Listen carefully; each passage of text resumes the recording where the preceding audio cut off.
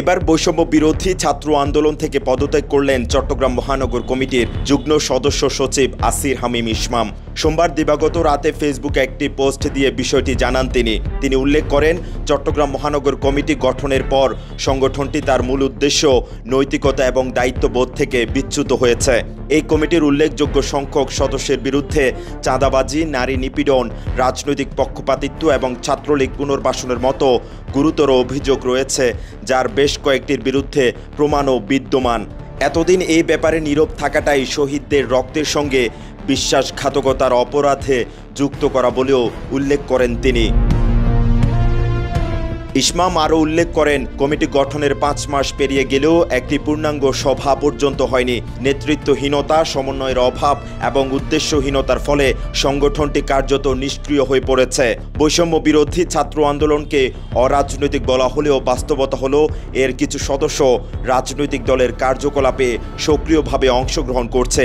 এটি শুধু আদর্শের সাথে প্রতারণা নয়, বরং গণ আস্থার সরাসরি অবমাননা। টানা 7মবারের মতো বেস্ট টিস্যু পেপার ব্র্যান্ড হিসেবে স্বীকৃতি পেয়েছে বসুন্ধরা টিস্যু।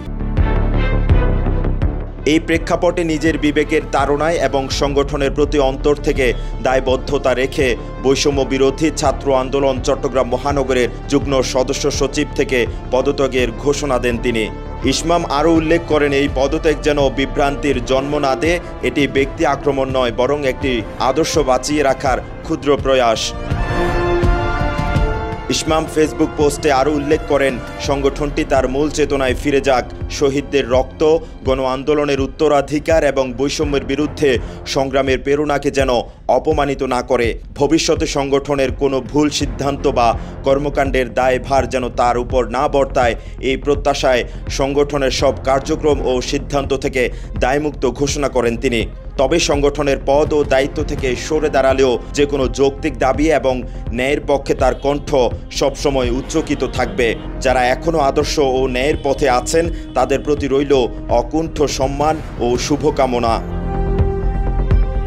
মেহরাজ হোসেন, কালের কণ্ঠ, চট্টগ্রাম।